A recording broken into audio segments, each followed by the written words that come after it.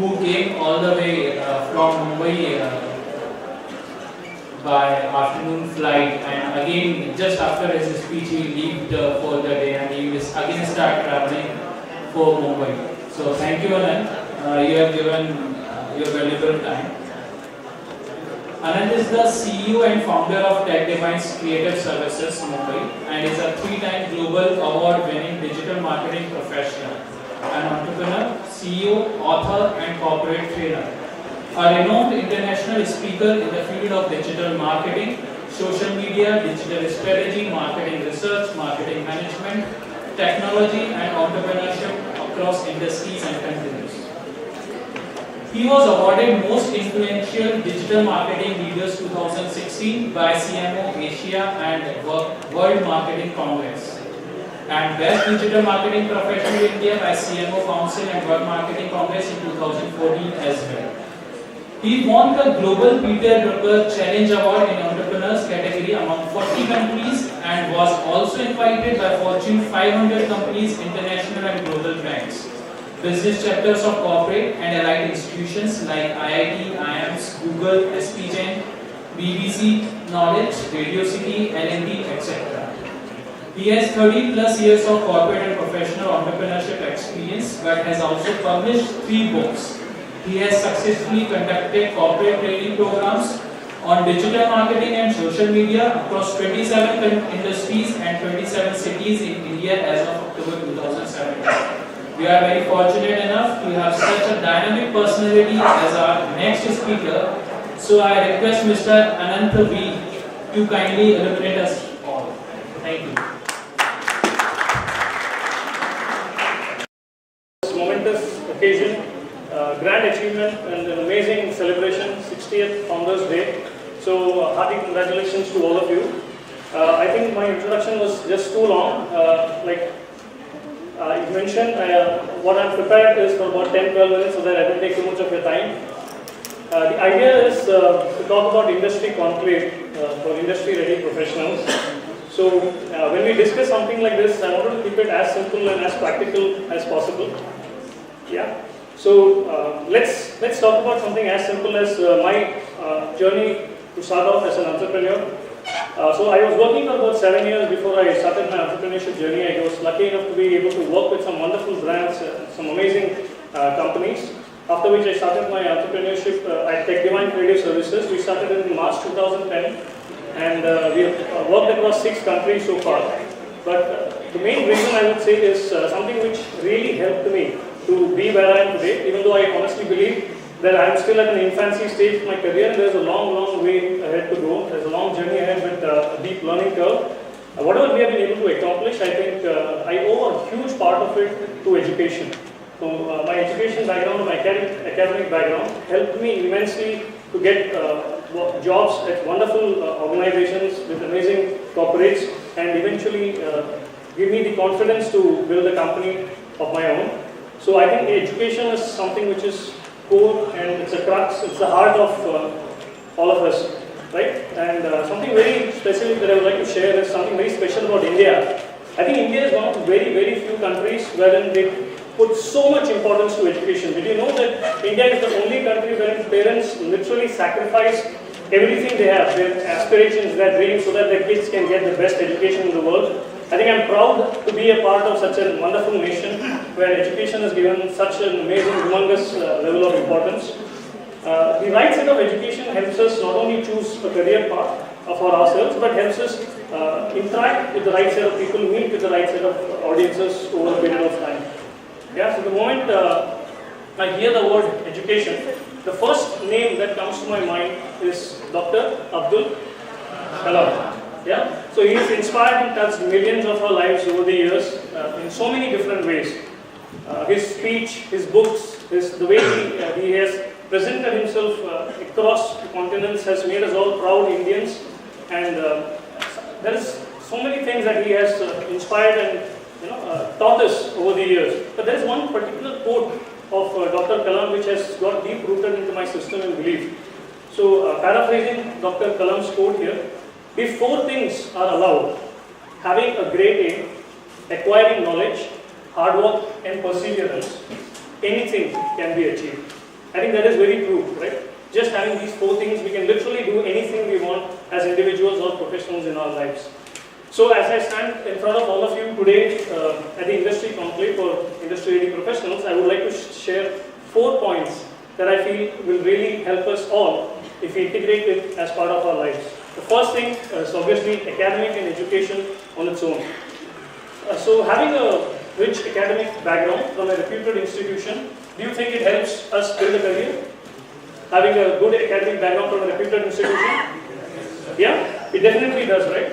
So, but when you go, so what it really does at the end of the day is, when you're able to come out of a good educational institution, it empowers you to build a journey, write a path of your own. It helps you to get into the corporates that you dream of, that you aspire to reach. Yeah, if you want to build follow a dream, it will help you to do that also.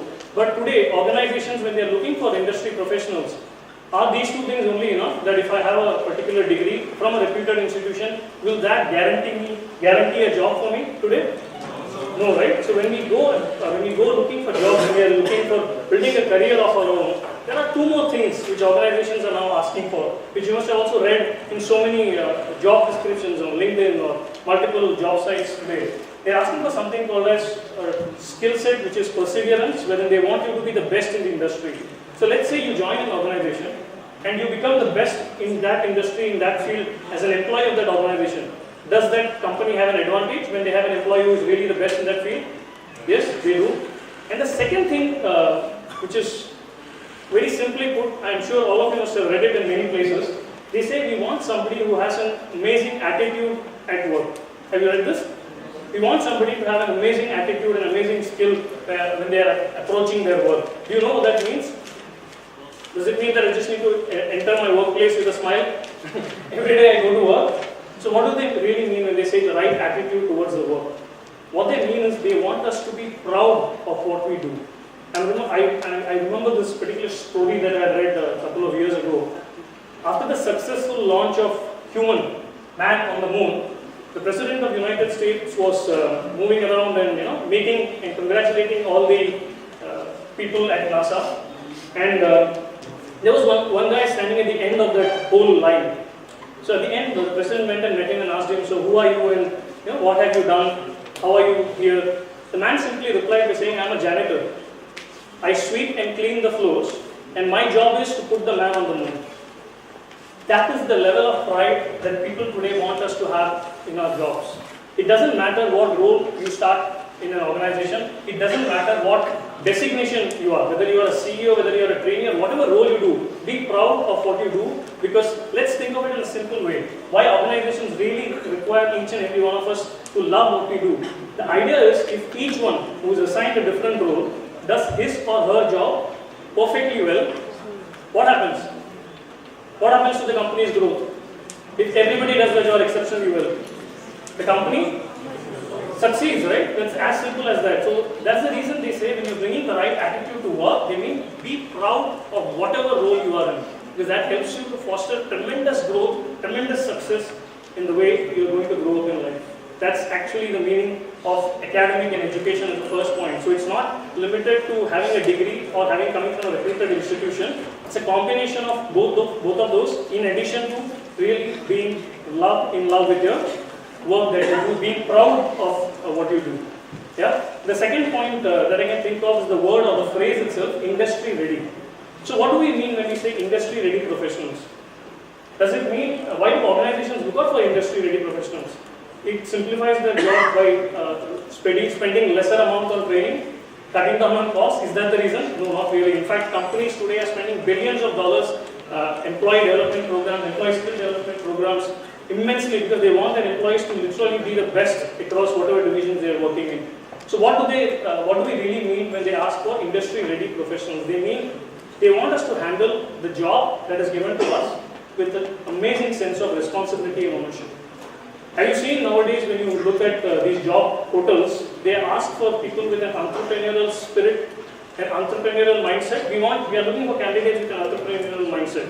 So the idea behind creating industry-ready professionals today is, they say that if I get a candidate who treats the company as his own or her own, what happens? if when you go to work, if you are able to treat the company as your own, what is it? What is it that you would do?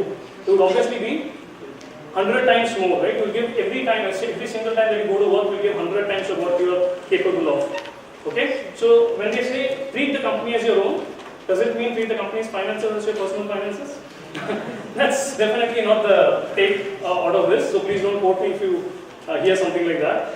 The idea is, what they mean to say is, take ownership and responsibility for your actions. So we have heard a lot of professionals over the years, right? They say, I have been in this company for 5 years, I've been in this company for 15 years, and I have not been able to grow. At times, yes, it is bad luck, maybe there's a bad environment due to which they are not able to grow. But how many times have we asked ourselves, did I put myself out there and tell my boss, my team, my superiors that we are doing XYZ, right? We are doing XYZ tasks in the company. If in addition to this, I can take ownership and responsibility and do these things, we will have more productivity. My team will perform better. Our sales will eventually grow. If we are able to say something like that, would that help us stand out distinct from the hundreds and thousands other employees that are sitting and working with us? Correct? So how can we expect companies to treat us differently or help us grow if we do the same thing that everybody else does? So the idea here is take that sense of ownership, take that sense of responsibility, and they really want us to do that. Good organizations, like I said, I've been lucky enough to work with some wonderful companies, and whenever I've pitched any idea, and I'm talking about the time when it was the first 7 years of my life, so it was not like I had a huge long work experience at that point of time, but I always had this habit of telling my boss or my superior that, we are doing this, but I feel if we do this, we can do much better, we can get much better results. So that's the sense of ownership which we definitely need to take as professionals today. So industry ready means being able to take that step confidently. Yeah. The third point that I can think of is risks. So when I say risks, I mean calculated risks. Yeah. So today we are living in a fast-paced world. So every second, every minuscule second, we are bombarded with information, WhatsApp messages, Facebook notifications, Instagram posts. We are going in chaos if a friend has posted something and he or she has not liked our Facebook post, right? Everybody is in a panic mode. So we are bombarded with information. There is so much of information overload that even living in the moment is getting difficult today. Yeah, it's growing more and more difficult. So the idea is we have to adapt, we have to change. What happens if we don't change? Eventually the world will force us to change. That is never a good sign, not for you as a corporate professional, not for the organization in the long run. Yeah? So the idea of taking risks came to my mind. The moment I say risks, I mention corporate, I mention professional, there is one single name that comes to my mind. Now this icon, this mentor, this leader has inspired me, my work over the years. I've embedded a lot of his teachings into my work and my business and personal life. The person I'm talking about is the founder of modern management, and obviously the person's name is Peter Drucker.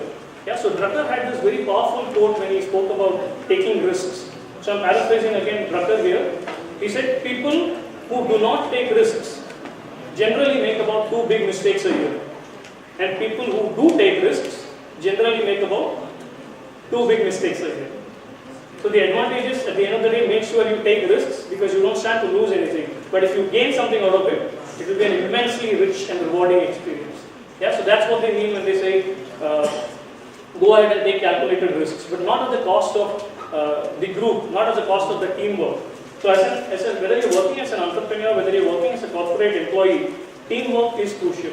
Yeah, so I had heard this saying when I was starting a business. I read it somewhere. It said a beautiful line. It said, if you want to grow fast, go alone. But if you want to grow big, form alliances. Which in other words means, in the corporate parlance, what it means is, if you're working as a team, it always helps you to grow much bigger as an organization. Because your team goal is in focus, your vision of the company is in focus, and you're able to perform better each and every single time. So that's what they mean by saying taking calculated risks, taking ownership and responsibility. The final and the fourth point that I would like to share is something which was ironically, maybe even 2 decades ago, seen as a negative quality of a corporate professional. That is, if you had this skill, you are treated as somebody who would not be a fit in the corporate environment in most of the organizations. The quality is called as empathy. Yeah, empathy was seen as a weakness 2 decades ago in majority of the organizations. But today, if you join an organization, the first and foremost requirement is empathy. Why? Because you might be having an IQ of 180, you might be having an IQ of 150, you might be the best in your field of work. but if you cannot empathize with the people in your team, with your boss, with your superiors, with your colleagues, you cannot work with that environment. So empathy is a very powerful tool which we need to develop as individuals, and we need to grow together when we are working in a corporate environment. Yeah. So when I say empathy, let's think of it in a simple way. Let's say I'm talking to a customer, a client. If I'm able to empathize with him or her, what is the advantage? Will I be able to understand what their problems are? I'll be able to understand that much better. What happens when I'm able to understand problems much better? What is the advantage I'll be able to do for the customer? Love. What will I be able to do for the customer if I can understand their problems? Correct? I can give them perfect solutions, right? Similarly, now let's talk about my team guys. Let's say there are people who are reporting to me in an organization. I'm working in a company and there are people reporting to me in an organization. If they are facing some challenges, they're facing some difficulties, and if I can empathize and listen to them, what is the advantage that I gain if I'm able to listen to my employees? Correct? Trust, tremendous trust. I can build tremendous trust, in turn improving their productivity. If their productivity improves, my productivity as a leader goes up. If my productivity as a leader goes up, the company does way better than it would have. So empathy with the customer, empathy with the employees, empathy with your boss, I don't need to tell anything about it, right? If you can understand your boss, I think your life is set. Just kidding. But the advantage is empathy is a very powerful tool today, and it's actually seen as one of the most powerful qualities of a leader. Yeah. So under any circumstances, whatever you do, whatever you aspire to be, ensure that empathy is a very, it's an integral part of your behavior, because you might grow really high in life. So I always say that however high you grow in your life, always keep your feet grounded, because it helps you to connect with people very easily. It makes that human connect possible, and if you can build trust with individuals at the end of the day, I think that will resolve 90% of the issues that we have in our world. So these are some of the 4 core points that I wanted to share with you, which are integral parts if you want to succeed in any environment, whether you want to succeed as a corporate professional, whether you want to succeed pursuing your dream, or an entrepreneur building something or creating something new. Now obviously, in addition to these, there are some quick points that I would like to share. A few more qualities that would help us as industry professionals today. The first thing that comes to my mind is communication. So when I say communication, is this communication? Am I standing here and talking to you for, let's say, 10-15 minutes? Is that communication? No. That's talking. That's just speaking. Communication is 20% speaking or talking and 80% what? Listening. 80% listening. So I think all of us must have heard of the saying, right? 90% of the people in the world, they listen with an idea to, intention to reply. Yeah, 90% of the people in the world listen with an intention to reply. So I am always in a hurry to reply. How am I going to understand what is the problem that the other person is facing? So I'll share a personal story of mine. So I was 11 years old. Yeah, I was 11 years old and I was attending this Bhagavad Gita discourse. So the discourse was about 18 chapters of Bhagavad Gita with meanings. So the person said, if you listen to this, you can use it in any which way you want. You can use it to build a better life, better relationships, get good marks. I was 11 years old, so that was my only goal, get good marks in school. Yeah, not being asked to leave the classroom so often. So the idea is you can do anything. That was the whole gist of attending that discourse. So halfway through that Bhagavad Gita discourse, one person who was someone in the audience just like me stood up and he asked this query. He said, I have read Bhagavad Gita 20 times. I have attended 15 discourses so far. I have gone through Bhagavad Gita 13 times. In the last 15 years, it has not helped me. And I'll never forget, it's still fresh in my memory, the guru or the person who was giving the discourse, I'll never forget what he said to him.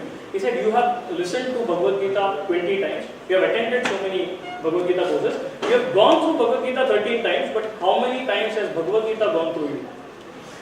Which is something which all of us need, which we can integrate into our lives every day. So I have listened to the customer. Okay? When you think about it, I listened to the customer, he was completely ranting and complaining. You were not listening, you were just trying to be defensive. That's why you couldn't understand what their problem was. Similarly, I was listening to my team guys, they were just complaining all the time. We were probably just trying to get to the next point. So communication is a very key factor in building yourself as individuals. A few other things, quick things, is complex problem solving ability. You have continuous learning, I think. You also mentioned about continuous learning. It's a very integral part of your today's system, right? So if I have to deal with 6 clients in 6 countries, across 27 industries, I have to read about 1500 pages of content a day. I'm not joking. So I love doing that. Luckily, thankfully, I love doing that. So that helps me keep updated. So continuous learning is an integral part of your daily life. But it's not limited to learning books or field of work. It's growing yourself as an individual. So I always say the only competition you need to have is with yourself, and the only person you need to be is better than what you were 15 minutes ago. If we can do that on a daily basis, imagine what we will be at the end of the day. Yeah. So continuous learning is a very important part of our industry, professional growth today, to get a good job, to get a good career, to build a career of our own. And obviously, cultural competency comes to my mind. So, what is cultural competency? Any idea? What is cultural competency? So, it has a much larger meaning. I'll just sum it up in the simplest way possible. Understanding how different cultures interact and behave. Today, is it okay if I say that I will only deal or do business with people who are in Gwalior? Can I say that? Then I'll be without a job tomorrow, right? Unless and until you make sure that I have a place here and you give me business every day. Today we can't do that. The world has shrunk into a global village. Yeah? Today we are transacting and doing business with Japan, XYZ countries across the globe in minutes of seconds using technology. Correct? So cultural competency, the easiest way to do, and the irony is, all you have to do for getting strong or culturally competent is travel. For me, I would say the easiest thing that you need to do is simply travel. The next time you get an opportunity to go somewhere, unless and until there is a business or a commercial reason not to, please travel. The advantage is when you go and meet new people, you understand new cultures. You understand diversified ways of people interacting, communicating. You will realize why somebody is not signing on the dotted line you desperately want them to sign. Because there is a genuine reason in the way people do business.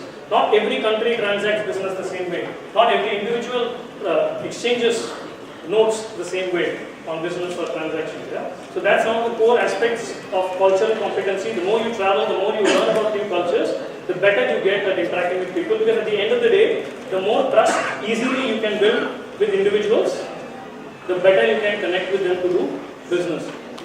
Yeah, so I would like to just conclude by sharing one final quote, quickly conclude by sharing one final quote which I feel is very apt for the grand event that we are at today.